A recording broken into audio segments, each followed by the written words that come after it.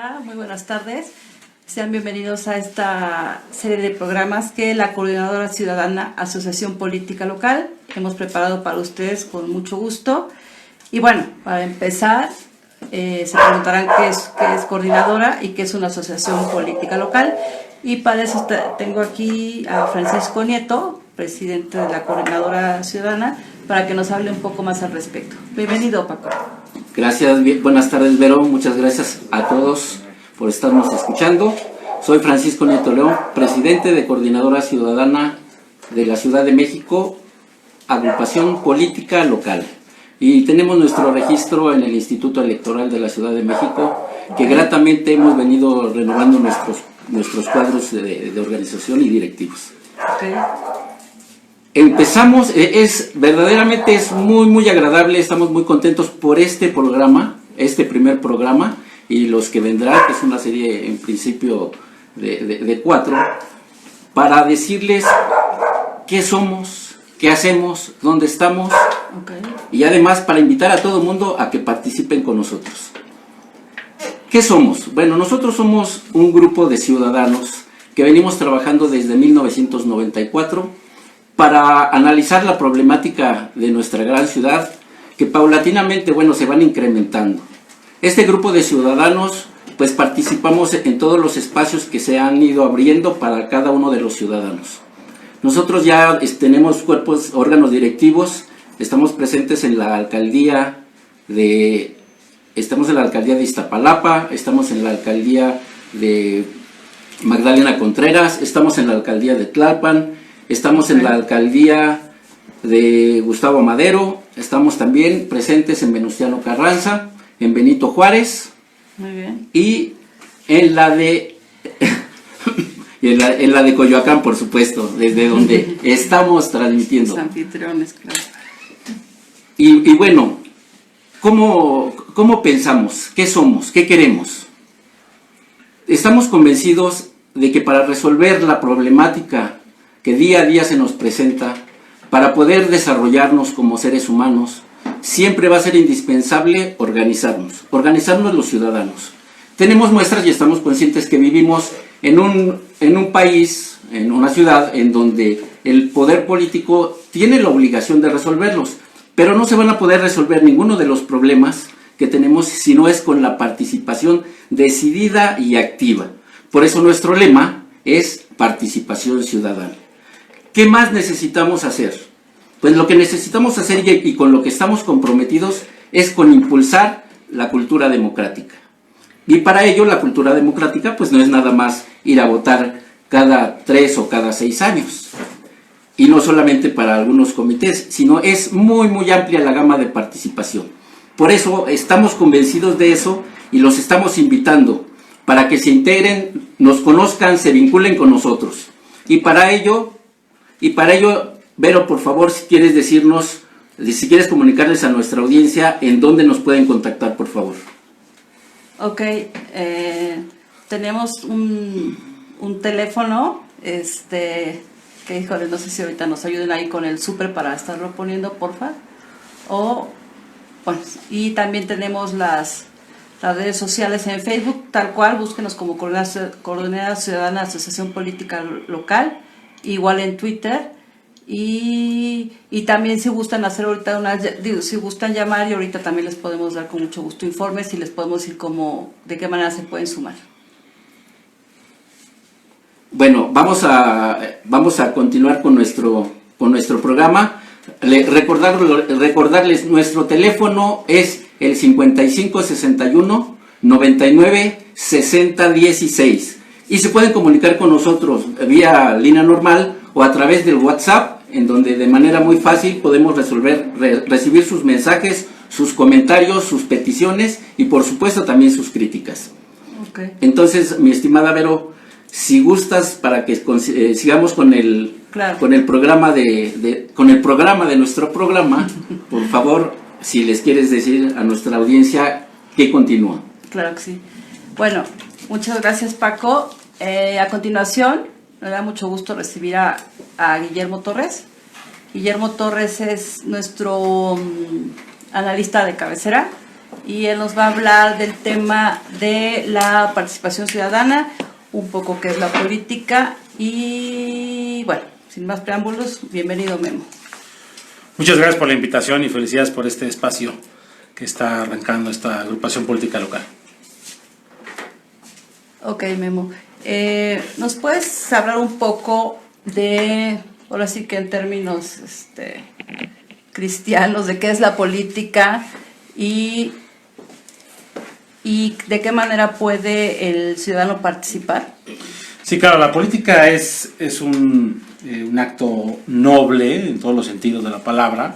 Por desgracia se ha contaminado porque los que la practican principalmente pues no la han llevado a donde debe ir, no la llevan al cauce correcto. Pero en esencia, porque es un acto de servicio a los demás, bueno, incluso de un servicio muy especial, porque sin conocer a la persona, el funcionario, el político debe de ver por el bienestar de esa persona y de la comunidad, para ir construyendo algo que se le conoce como bien común. Entonces, pues sí, es un verdadero acto de caridad. Okay. Incluso el nombre de los funcionarios públicos, el servidor público, el que sirve al público. Okay. Entonces, la política por eso tiene ese grado tan especial, tan particular, que pues sin conocer a la persona, sin conocer al que está alrededor, va a hacer una función para mejorar el entorno. Entonces, okay, eso es en realidad de la función de la política. Se ha contaminado, claro que se ha contaminado, porque ha habido otro tipo de intereses pues muy humanos. A veces las miserias humanas dominan y se rompe el verdadero esquema por el cual surge el verdadero quehacer de la política. Ok. Mencionaste bien común, ¿nos puedes hablar un poco de qué es el bien común? Sí, la verdad es que el bien común es que se vayan cumpliendo todas las dinámicas de la propia población sin atacar la dignidad de la persona, es decir, sin atacar la esencia de la propia persona, en el que se vea siempre el beneficio, un beneficio para la comunidad en todos los sentidos, sin que se caigan en contradicciones propias por buscar el bien común, ¿no? Es decir, es una, digamos que es el fin en el cual se busca la comunidad, que todos puedan vivir con justicia, con paz, etc. Ok. ¿Y algunos, digamos, como elementos para hacer realidad este bien común? Bueno, pues primero el respetar la dignidad de la persona, es decir, encontrar que la persona es el elemento principal de la convivencia diaria. La persona es, digamos, el punto central de toda esta dinámica. Y otro elemento, bueno, pues es la práctica de la justicia, la práctica de la verdad, el que también se entiendan las funciones que van teniendo los distintos actores dentro de la propia comunidad. Okay. Obviamente esta comunidad tiene que tener cabeza, tiene que tener autoridad y al mismo tiempo tiene que tener funciones propias que, bueno, se van desarrollando conforme la comunidad va teniendo sus propias dinámicas de vida, ¿no? Ok. Y digamos aquí, concretamente en la Ciudad de México, ¿qué espacios o qué oportunidades de participación puedes tú mencionar ahorita en esta administración concretamente? La Ciudad de México tiene una particularidad que no tienen otras entidades, y es que tiene una ley de participación ciudadana que aparte constantemente tiene una dinámica propia, una vida propia, que esa ley de participación ciudadana tiene elementos abiertos como el presupuesto participativo, como la elección de comités vecinales, como la posible creación de iniciativas ciudadanas o la figura del referéndum. Tiene una serie de acciones que en su última modificación que tuvo a consecuencia de la nueva Constitución de la Ciudad de México abre ese espacio de participación más allá de solamente votar cada 3 años por los gobernantes. Okay. Todavía está mucho en pañales, falta todavía trabajarla más, y por desgracia el enfoque que se le da a la ley de participación ciudadana, pues un enfoque político en el cual se termina dándole más juego a los espacios, a los digamos a los grupos de poder, se siguen viendo todo como un botín. Entonces todavía falta esa maduración, pero bueno, hay un avance importante y aparte hay que decirlo. Esta ley de participación ciudadana también habría que tomar en cuenta que prácticamente todas las instituciones del gobierno local tienen consejos de participación ciudadana, que la gente desconoce su existencia, pero ahí están. Así la gente podría inscribirse para ser un miembro de ese Consejo Permanente Ciudadano que tiene la Comisión de Derechos Humanos local, el Instituto de Transparencia local, el órgano de seguridad, etcétera. Ok. Y también sería importante mencionar esto del presupuesto participativo, ¿no? De Sí. qué trata y si realmente se ejerce como debería, ¿no? Sí, bueno, ese presupuesto es un dinero etiquetado. Cada colonia hay el presupuesto que tiene toda la Ciudad de México. A su vez, cada alcaldía tiene un presupuesto determinado que a su vez se tiene que repartir de forma equitativa entre cada una de las colonias o pueblos originarios que tiene la Ciudad de México. De ahí esa distribución, la gente vota por qué proyecto va a hacerse una vez que los ciudadanos metieron un proyecto. Ojo, está etiquetado, es decir, no es tampoco la ocurrencia de la gente. Para poder participar en el proyecto hay, digamos, una serie de bases que hacen que el dinero tenga que ir etiquetado a ciertos proyectos que tengan más sentido. La aplicación la tiene que hacer la alcaldía con el gobierno central. Recordemos que en la Ciudad de México prácticamente la dinámica económica presupuestal la maneja de forma casi unilateral el gobierno central. Si las alcaldías, a diferencia de los estados de la República Mexicana, las alcaldías aquí son gerencias. En los estados el municipio cobra impuestos y eso le da mayor juego y operatividad. Aquí no es tan así. Pero bueno, alguna ocasión haciendo un seguimiento de transparencia, pues sí, algunas alcaldías no habían aplicado el presupuesto participativo como había sido electo por la mayoría de la gente. Ahora, en estas nuevas reformas a la ley de participación ciudadana, se supone que hay órganos auditores de que se aplique realmente el presupuesto participativo, que tenga una verdadera aplicación y que no se pierda por ahí, ¿no? Claro que se antoja para que se pierda. Ahora, los presupuestos varían por la alcaldía. Por ejemplo, a los pueblos originarios de Milpalta les toca a veces casi $1 millón por proyecto.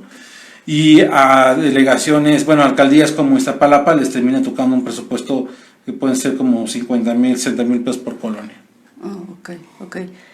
Y digamos, haciendo comparativo con los otros estados, ¿cómo ves aquí la participación en la Ciudad de México?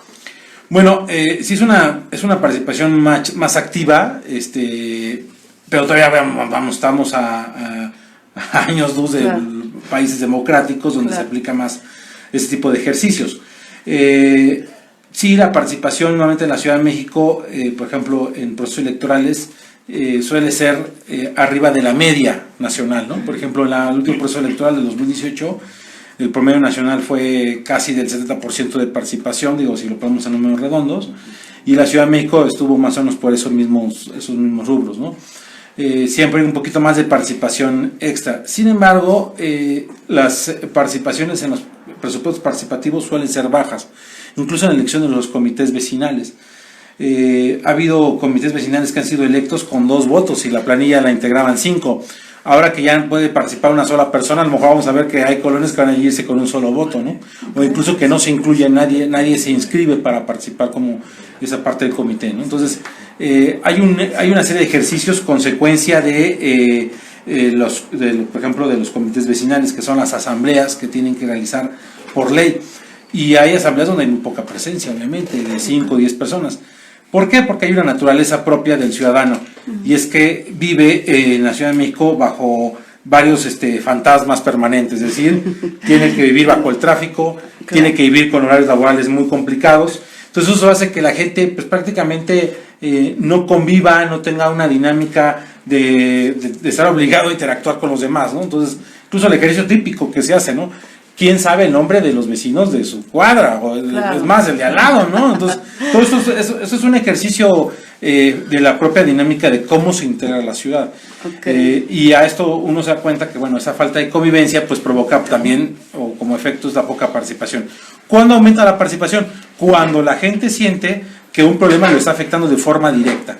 Cuando sienten que hay algo que los está afectando, es cuando la gente sale, digamos, y protesta o hace alguna movilización, o porque no tiene agua, porque no tiene tal elemento que le hace mejorar su estilo de vida. Claro.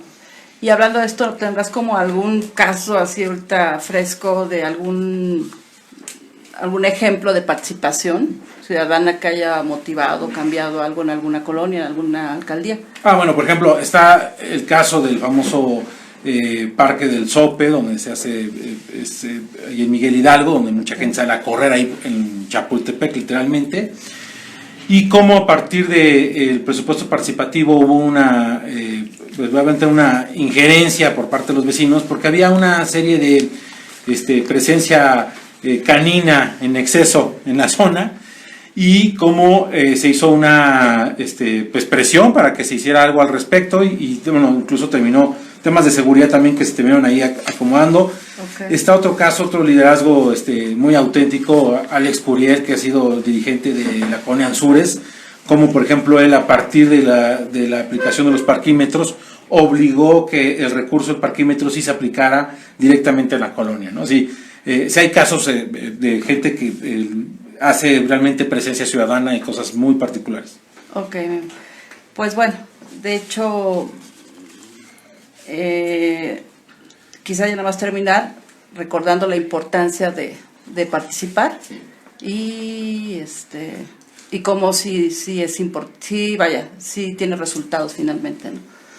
Sí, mira, yo creo que la participación es clave. Obviamente es una apatía tremenda, y aquí ¿qué se tiene que hacer, por ejemplo, con agrupaciones como coordinadora?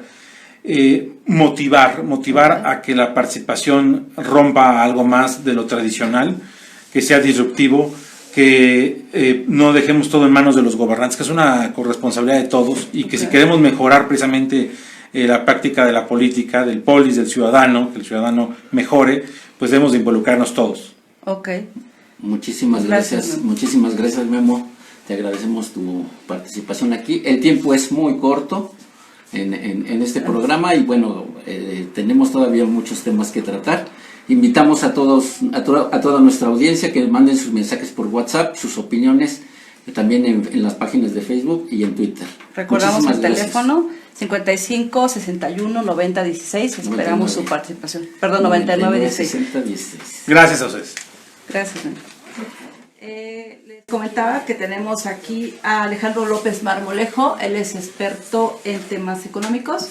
Nos va a hablar de un tema que está ahorita que ya se habrán dado cuenta, muy de moda, que es la demografía, y un poco también de los censos que ahorita está realizando el INEGI.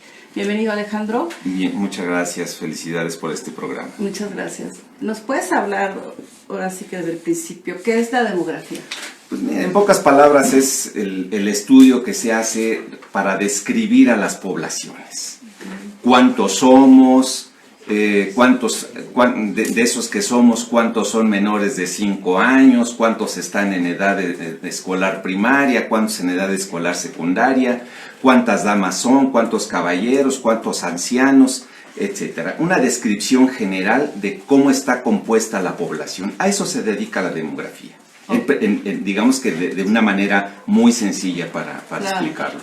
Y también en esos términos nos puedes decir, ¿para qué nos sirve?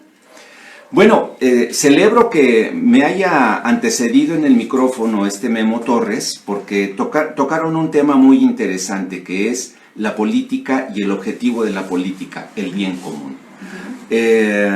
Sin ahondar más en ese tema, una de las herramientas que necesitan los políticos y de la cual también los mercaderes electoreros hacen uso, es el conocimiento de la demografía.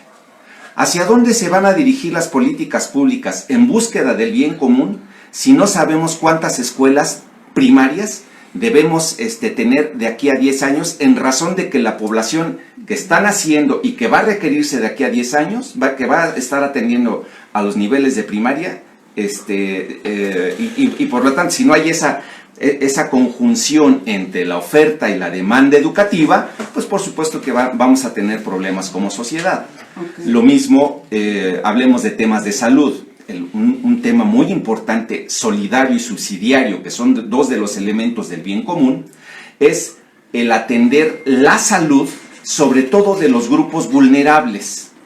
¿Cómo vamos a saber cuántos hospitales y de qué especialidad vamos a requerir en alguna región si no conocemos ¿Cuántos viejitos hay? O sea, sabemos plenamente, los médicos nos pueden hablar un poco más, de qué tipo de enfermedades están asociadas a los grupos etarios. ¿Cuántos médicos requerimos en el futuro especialistas en el síndrome metabólico? Es decir, diabetes, hipertensión, colesterolemia, etcétera, etcétera. O sea, estos datos que se conjuntan en un censo nos permiten de mejor manera instrumentar las políticas que van en búsqueda del bien común. Ok. Y bueno, en ese sentido, ¿crees que justo que tocaste el tema digamos, de ya los adultos mayores, ¿crees que como estemos preparados para esto que ya se viene de que la sociedad está envejeciendo y que estemos preparados para pues ya sabes, falta de pensiones, falta de... Híjole, estás tocando, mira, se me enchina la piel, así literal. Esta es una bomba de tiempo en todo el mundo. Exacto. Y particularmente en el país, el envejecimiento de la población tiene connotaciones que verdaderamente ya son dramáticas hoy en día. Voy a hacer un pequeño paréntesis para que nuestros amigos escuchas o quienes nos están haciendo favor de otorgar su atención a través de las diferentes vías con las que estamos comunicándonos, se den una cuenta de un poquito de más detalle de qué estamos hablando, de qué tan grande es este monstruo. Verdaderamente es un monstruo de muchas cabezas. Miren, en el censo de 1910, que le tocó todavía a la gestión de Porfirio Díaz, teníamos aproximadamente 15 millones de habitantes en este país, 15 millones. La revolución, que mi abuelo nombraba como revolución, y la mayoría de la gente grande, de los que la padecieron, no solo la vivieron, la padecieron, vieron disminuida la población de este país, a tal grado que para 1921, que fue el siguiente censo, había 14 millones de habitantes, es decir, 1 millón de habitantes menos. En 1921. En 1921. 11 años después había 1 millón de habitantes menos. Esto significa que la guerra fratricida de este país le costó no menos de unos 9 o 10 millones de personas. Cálculos conservadores. Y eso es algo que algunos partidos celebran con bombo y platillo. Una guerra fratricida que le costó al país la pérdida de millones de personas. Y de lo que se habla poco. Exactamente. Hay autores muy serios en el Colegio de México, en el ITAM, en la UNAM, que nos hablan de esto, pero claro, no reciben micrófonos, no reciben medallas ni premios, ¿verdad? Claro. Seguimos celebrando el 20 de noviembre como si fuera... Lo fue realmente un hito histórico, pero habrá que cuestionarnos si fue para bien o para mal. Okay. Bueno, tuvieron que transcurrir 45 años a partir de 1910, es decir, llegar a 1955, para que la población de este país se duplicara. Es decir, que pasase de los 15 a los 30 millones de habitantes. Luego, a partir de 1955, en lugar de tomar 45 años, le tomó al país solo 19 años para volverse a duplicar. O sea, menos de la mitad. En el primer tramo, 45 años para duplicarse, de 1910 a 1955. En el siguiente tramo, solamente 19 años, de 1955 al 74, para pasar de 30 a 60 millones de habitantes. Ahora, ¿cómo vamos? Ahora se han requerido 41 años para pasar de 1974 a 2020, de 60 a 120 millones. Las tasas, pues, la tasa de duplicación de la población se ha alargado en términos de tiempo o se ha reducido en términos de tasa. Okay. Y esa es digamos, en este momento, la dinámica poblacional que traemos de crecimiento en este país. Okay. Ahora, me regreso bueno, hago otro pequeño paréntesis para que la gente también se dé una idea en lo general de cómo está la distribución en este país respecto de la proporción de la población y a qué se dedica y qué porcentaje del territorio es en la que está ocupándose, que son datos interesantes que nos arroja la demografía. el 24% de la población vive en zonas rurales dispersas. El 24%, es decir, 1 de cada 4, casi. Ahora, esas personas aportan solamente 2% del Producto Interno Bruto y ocupan el 77% del territorio nacional. O sea, hay una asimetría enorme entre la cantidad de personas, el territorio que ocupan y su aportación a las actividades económicas nacionales. El segundo grupo, el rural semiurbano, el que está típicamente alrededor de las pequeñas de las grandes y medianas ciudades, está compuesto por 14% de la población. Ese 14% de la población contribuye con el 8% del Producto Interno Bruto y ocupa el 11% del territorio nacional. Okay. El siguiente grupo es el urbano intermedio. Ese grupo está compuesto por el 14% de la población, contribuye con el 15% del Producto Interno Bruto y ocupa solo el 6% del territorio nacional. Y el último grupo, el que es el típicamente urbano, el de las grandes zonas metropolitanas del país, es prácticamente la mitad, el 49% de la población. ¿Y ocupa? Ocupa solo el 7%, está concentrado en zonas densificadas, ¿no? Como en la que estamos, desde la que estamos transmitiendo, ¿no? Pero aporta el 75% del Producto Interno Bruto. Okay, interesante. Son datos que van arrojándose al combinar los censos de población junto con las encuestas económicas. O sea, esa es chamba del INEGI. Y aquí quiero hacer otro paréntesis dentro del paréntesis. La labor que hace el INEGI le ha costado al país una enorme cantidad de esfuerzo para preparar técnicos especializados o profesionistas especializados que nos permitan realizar trabajos de campo que ayuden efectivamente a buscar esas respuestas a grandes preguntas nacionales con las cuales orientar las políticas públicas en búsqueda del bien común. Lamentablemente, en esta gestión pública, por llamarlo de alguna manera, se está tirando a matar a los diferentes órganos autónomos con los que le han costado al país muchísimo tiempo para haberlos construido y que no dependan de los poderes ejecutivo, legislativo o judicial. Uno de los objetivos primeros, además del Banco de México, etcétera, ha sido el INEGI, porque mucha gente, la gente que no busca el bien común, va a tratar de manipular las cifras de los censos, de las encuestas, para los fines de ellos mismos. Claro.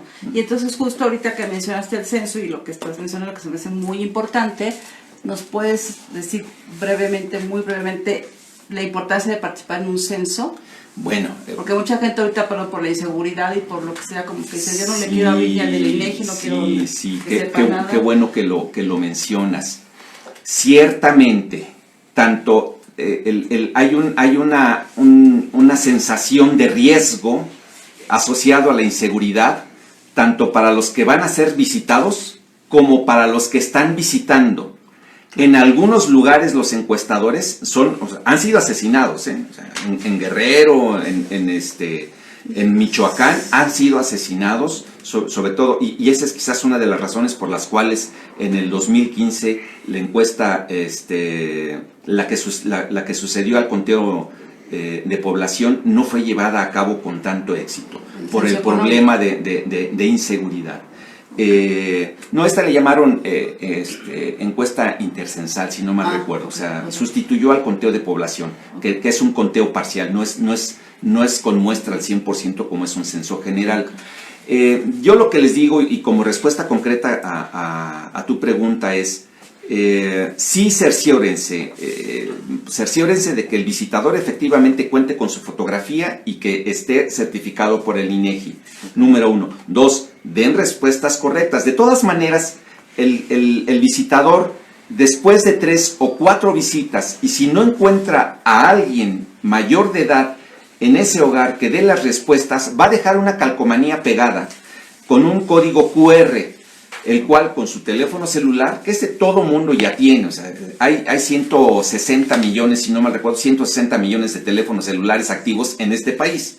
Entonces, con el código QR va a poderle tomar una foto y acceder directamente al INEGI y capturar él mismo sus datos. Ah, perfecto. Así que es una enorme ventaja sobre todo para aquellos que duermen en sus casas y que desde muy temprana hora salen a trabajar, Claro. como es la inmensa mayoría de los habitantes de este país, o para aquellas personas que resulta que son ya gente mayor, que no tiene oportunidad que le da miedo recibir a algún desconocido, pues tiene esa oportunidad. Ok.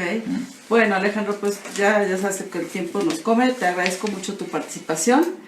Y bueno, y sabemos que vamos a estar contando contigo en los Muchas subsecuentes gracias. programas. Nuevamente, muchas felicidades. Muchas gracias. En lo que llegan los otros invitados, bueno, hacemos un corte, nada más les recuerdo el teléfono, 55 61 99 16. Bueno, estamos aquí de regreso y me da mucho gusto presentar a 3 maravillosas mujeres que aparte me honran con su amistad. Es, en primer lugar, Lore Alcalá, que Hola, hizo buenas que la tardes. presentara así como maestra, esposa y mamá. Así es. Bienvenida, Lore. Gracias, gracias. Lupita Arellano, presidenta de la Asociación Nacional Cívica Femenina. Bienvenida, Lupita. Gracias, Vero. Buenas tardes. Igual. Un gusto estar con ustedes. Gracias. Aurora Espino, ella es politóloga y autora del libro Cerrando las brechas de género. Gracias, un gusto y saludos también al auditorio. Muchas gracias. Bueno, bienvenidas otra vez. Y bueno, el tema obligado es el paro que tenemos el próximo 9 de marzo. Entonces, bueno, yo creo que más saben que se ha causado mucha polémica, por todos lados se habla que sí, que no, que voy al trabajo, no voy al trabajo, que me descuentan, no me descuentan. Pero bueno, más allá de eso quisiera saber qué opinan y qué esperan del paro. ¿Aurora? Bueno, pues yo estoy a favor del paro. Creo que es una oportunidad para que como mujeres visibilicemos la situación que está atravesando y un poco hablar que la finalidad de este paro es si el 9 de marzo amanecieran y yo hubiera desaparecido, ¿qué pasaría en mi trabajo? ¿Qué pasaría en mi escuela? ¿Qué pasaría en mi casa?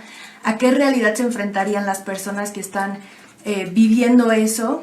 Y cómo es que tendrían que atravesar por ese día. Es un poco el visibilizar eso. ¿Qué pasaría si un día tú desapareces en tu entorno y cómo tendrían que llevar a cabo sus actividades normales? Y creo que ese es un poco el objetivo, visibilizar eso.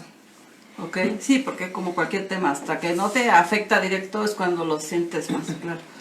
Ok, y tú, Lore, ¿qué opinas al respecto? Sí, yo también lo apoyo y algo que yo quisiera resaltar, aparte de lo que comentó Aurora, que estoy de acuerdo con ella, es que me parece que es una manifestación pacífica, cosa que realmente yo aplaudo, porque creo que ha habido otros momentos, otro tipo de manifestaciones, en donde pues en ocasiones se han presentado, creo que aún siendo legítima la lucha, en la forma no ha sido la adecuada. Y esta me parece algo que va a tener impacto, que yo creo que va a tener impacto y que me parece que es algo pacífico, pero muy práctico. Ok, Lupita. Sí, me sumo totalmente. Creo que el centro de nuestra preocupación para sumarnos a este paro es los sucesos inaceptables, dolorosos que viven miles de familias en nuestro país por la desaparición, por la muerte, por la violencia que sufre una de nosotras. Creo que el tema está más que rebasado en nuestro país. Lo viven hombres, niños, mujeres, etc. El punto de esta manifestación, de este paro, es la violencia feminicida y todos los tipos de violencia que vivimos las mujeres cotidianamente en cualquiera de los ámbitos de nuestra sociedad. Entonces, por supuesto, nos sumamos como ANSIFEM, nos sumamos a esta expresión y como lo dicen nuestras amigas, lo maravilloso es que ha sido un punto de reflexión. O sea, creo que muchos hombres se están sumando también a este paro porque nos está provocando una reflexión en principio.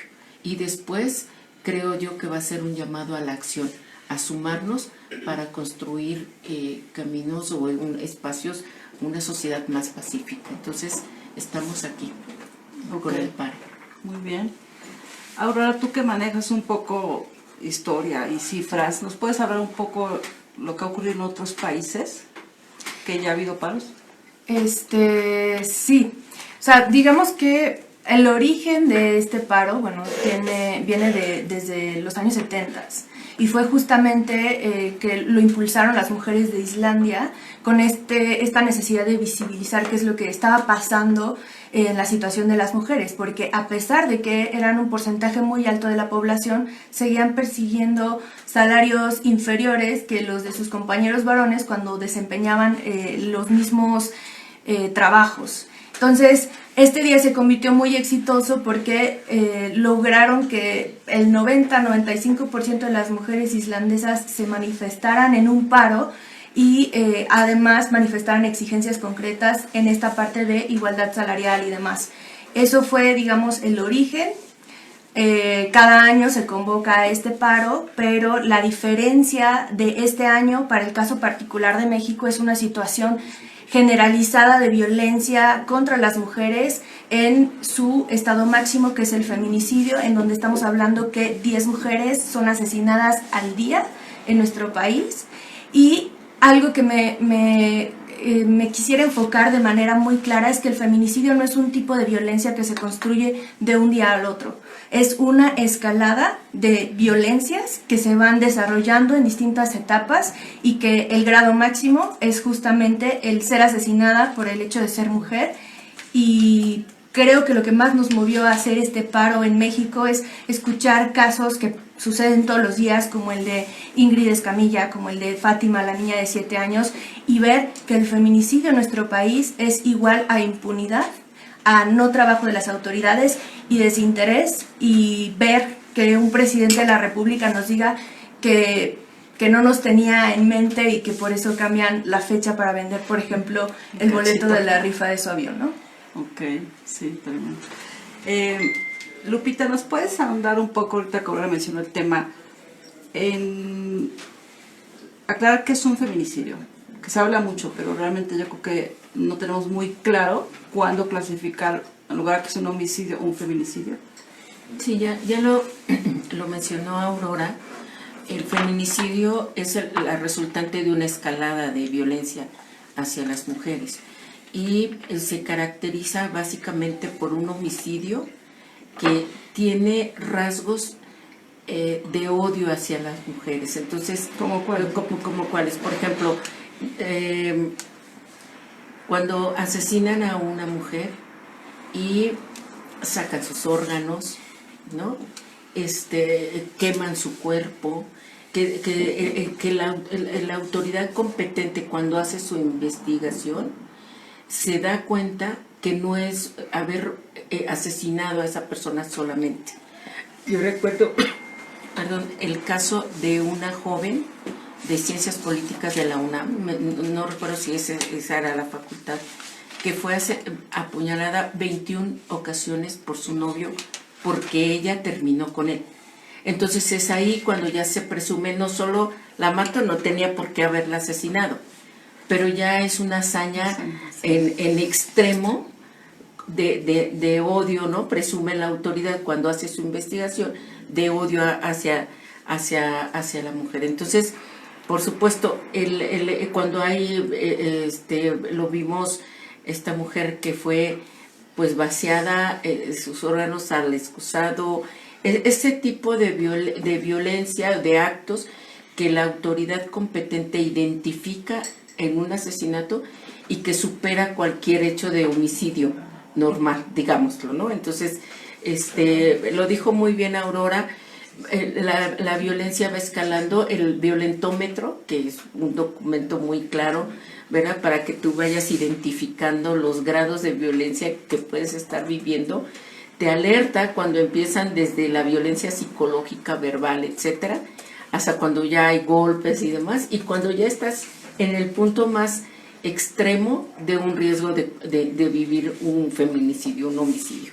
Yo diría que eso es casi como los rasgos característicos que quien hace una investigación de un homicidio de una mujer puede identificar claramente cuando hay violencia extrema, no solo por haber provocado la muerte de esa persona, sino porque se identifican esos rasgos. Pero, Ok. sí.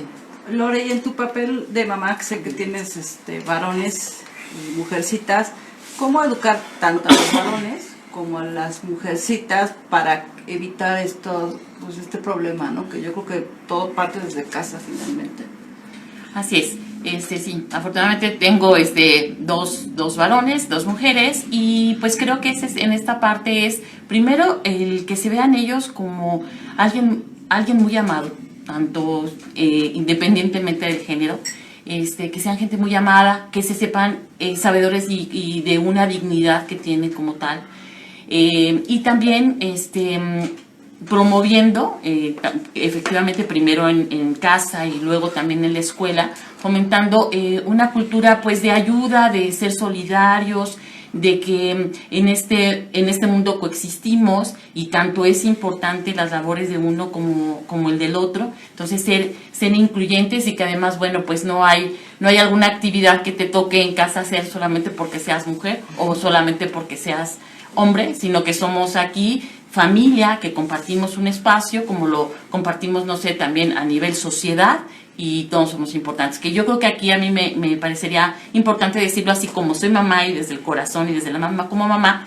que efectivamente apoyo este paro en miras de mis hijas, pero también en miras de mis hijos, y que en miras de ellos también, en donde ellos también reconozcan efectivamente, y creo que lo están haciendo, reconozcan el valor de una mujer, el que deben de ser motivadas, respetadas, promovidas en una situación de equidad también en los espacios laborales, en el espacio del hogar, en el espacio de las escuelas, de las universidades, que tengan las mismas condiciones, ¿no? Y posibilidades como las tienen ellos como varón. Entonces yo creo que no es aquí el que estemos enojados con los hombres y que estamos en contra de ellos, no, estamos reconociendo que hay un problema con las mujeres, pero que efectivamente, como decíamos al principio, hay hombres que se están sumando también a esta causa, ¿no?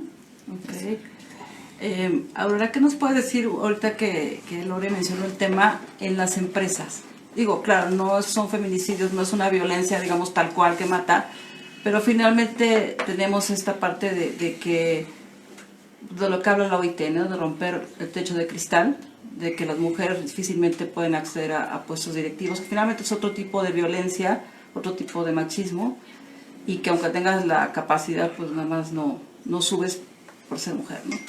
Pues sí, al final de cuentas son violencias que se han normalizado por alguna razón, y precisamente el elemento con el que nos topamos es que no entendemos que si queremos construir verdaderamente sociedades integrales, estados, empresa, una economía, necesitamos tener una visión completa de qué es lo que sucede en el mundo, y por eso es necesario tener esta participación complementaria entre hombres y mujeres. O sea, yo defiendo mucho eso porque hablando, por ejemplo, del tema político, del tema empresarial, si no están las mujeres no se puede hablar de una economía incluyente, no se puede hablar de una democracia, pero si tampoco están los hombres incluidos trabajando hombro con las mujeres, pues no estamos hablando de una visión integral, y creo que necesita complementarse esa vivencia diferenciada entre hombres y mujeres de cómo experimentan el mundo de lo económico, cómo experimentan el mundo de lo político, el mundo de lo social, lo cultural. Hombres y mujeres tenemos visiones completas, pero que si son visiones compartidas se enriquecen completamente, y creo que ese es el gran reto de qué es lo que viene después del 9 de marzo, porque creo que es el reto más grande que tenemos, no solo dejar este llamado urgente a participar en el paro y ver marzo como el mes de la mujer, como un mes de la exigencia, sino que veamos este día como el pretexto para ir por más acciones, más propuestas, más exigencia para seguir trabajando por esta plena integración de las mujeres, porque también es un gran reto, digamos, regresando al tema de lo empresarial, que incluyamos a más mujeres, porque también es cierto que en el ámbito empresarial casi no hay mujeres que se desempeñan como las directoras ejecutivas de las empresas, o cuando dicen que sí están participando, cuando ves el nivel en el que están participando estas mujeres es solamente en el nivel secretarial y ya eso lo usan como un dato para decir el 40% o el 60% de trabajadores de nuestra empresa son mujeres, cuando en realidad no están en espacios de toma de decisiones o en espacios directivos. Y es algo que es también irlo transformando en este tema de no es que vengamos a arrebatar espacios ni lugares, sino que estamos reclamando el espacio que también nosotras nos corresponde en esta construcción de la sociedad. Okay. Yo quisiera simplemente tomar un punto que sugeriste, Vero.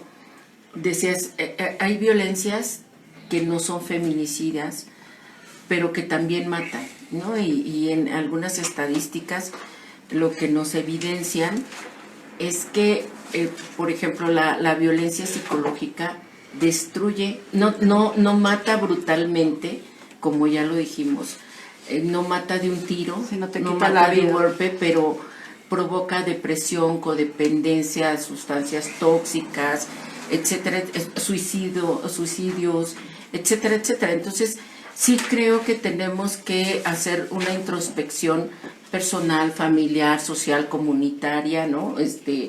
Laboral, porque hay violencias que te matan lentamente, ¿no? Te destruyen tu vida, te mata.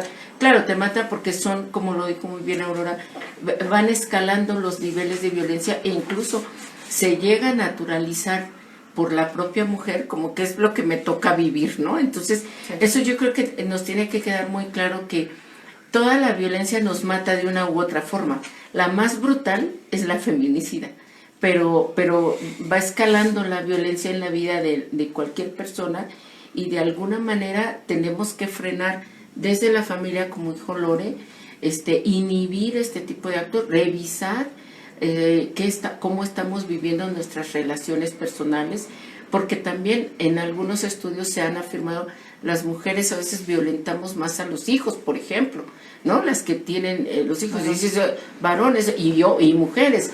Pero, ¿qué quiere decir? Que se ha normalizado a tal grado ciertos actos o ciertas conductas de interrelación en nuestra vida que no nos parece violento decir majaderías, lo que quieras. Entonces, sí creo que tenemos que precisar que tenemos que erradicar cualquier tipo de violencia. De acuerdo. Aunque no nos mate de un golpe. Claro que sí. Y Lore, ya un mensaje, una reflexión final a las mujeres que no le tienen como mucha fe al paro, que dicen que para qué, que no tiene caso, que no va a pasar nada, que no va a cambiar nada, que un día no hace la diferencia. ¿Qué les dirías? Pues que yo creo que es importante que nadie nos robe la esperanza. Que yo creo que hay que esperar y creer que esto se puede hacer, que nosotras hemos, yo creo que de siempre y simplemente cada quien voltea a ver qué le ha aportado, qué le ha dado una mujer en su propia vida, seas tú quien esté escuchando, hombre, mujer, de la edad que tú tengas. Creo que tenemos con nuestras madres, con nuestras abuelas, nuestras tías, nuestras amigas, nuestras maestras, mucho de saber qué tan importantes son en nuestras vidas. Y que efectivamente el hacer este ejercicio práctico va a ser como un alto, como un paro, para tomar esa conciencia, esa reflexión, y sea para mí, yo creo que es como, sea como un parteaguas o un poner una semillita de aquello que va a venir después. Como dice Aurora, o sea, va a ser este evento, pero después decir, ¿qué va a venir después? O sea, yo creo que esta sería la parte también padre, que igual si pueden, que nos esté escuchando, igual mándanos algún mensajito, o participar de alguna manera en diferentes redes sociales que están abiertas en estos momentos, Twitter, Facebook y demás, para decir qué creemos que podemos hacer después de esta buena práctica. Pero yo creo que es efectivamente no perder la esperanza, motivarnos a que sí se puede y a reconocer en nuestras vidas qué valor tan importante tienen las mujeres y su participación en una sociedad, en una cultura, en una familia. Ok, muchas gracias, Lore. Aurora. Pues nada, justamente recalcar la importancia de participar, que la reflexión que yo hago es que el océano no sería lo mismo si no fuera por la conjunción de todas esas gotas que la conforman, y creo que aportar al 9 es hacer nuestra parte. Y nada, yo creo que hay que enfocarnos en el vamos por el 10, vamos por el 10 para proponer, para seguir trabajando y reforzar esta convicción y esta lucha por defender lo que es justo. Ok, muchas gracias. Lupita. Yo dos cosas. Una, lamento mucho la omisión y yo diría la actitud cínica de la autoridad en general. ¿Sí? Desde el titular del Poder Ejecutivo de este país, la indolencia con la que se ha manejado sobre estos temas, los calificativos despectivos hacia el paro, pero también la omisión de las autoridades de todos los niveles, ¿no? Y de los tres poderes de la Unión para dar una respuesta. O sea, estamos aquí debatiendo, ¿no? Si el paro o no el paro, etc. Pero es como no tener un recipiente en donde caiga toda la demanda, decir, oye, nadie ha salido a decir, este problema es mío. Lo único que hemos leído es, si quieren las empleadas pueden faltar y no les va a pasar nada. Ay, gracias por la concesión, ¿no? Pero sinceramente de nuestras autoridades, de cualquiera de los poderes de la Unión, etcétera, yo pensaría que tendrían que proponer una acción concreta. Oigan, ya escuchamos esta demanda, más de tantas miles de mujeres están reclamando, bueno, pues aquí está una acción. Entonces, eso me duele profundamente, la indolencia, el cinismo, etcétera. Y la otra, me sumo a lo que ya se dijo, creo que seríamos bastante inocentes después de toda una larga historia de demanda de justicia y paz en nuestro país, al pensar que esto se va a terminar el 9.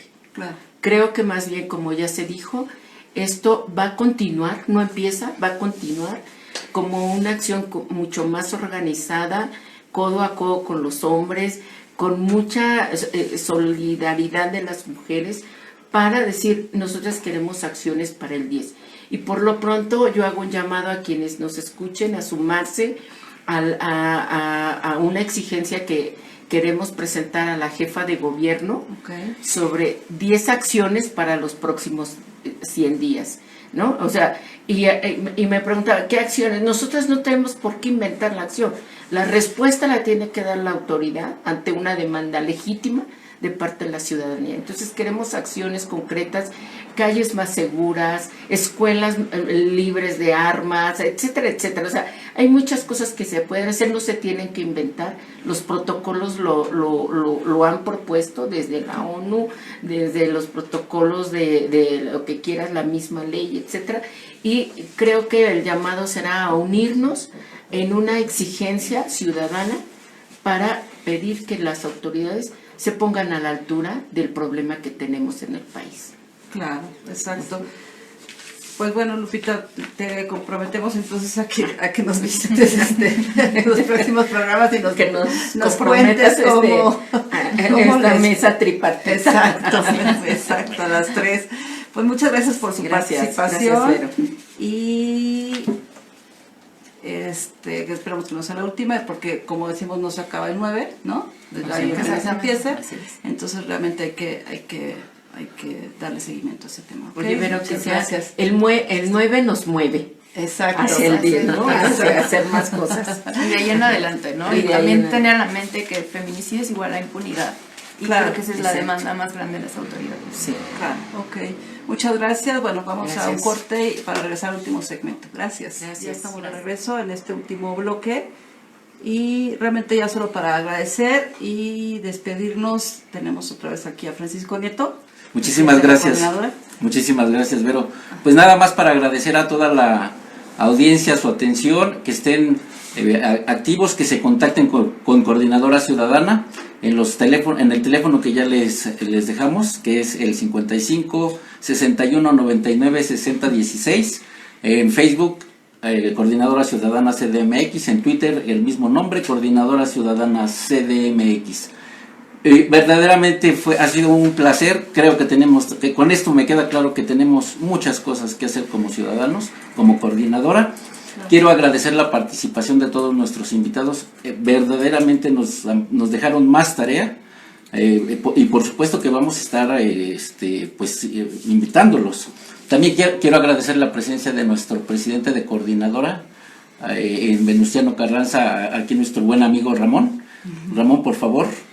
Hola, ¿qué tal? Muy buenas tardes.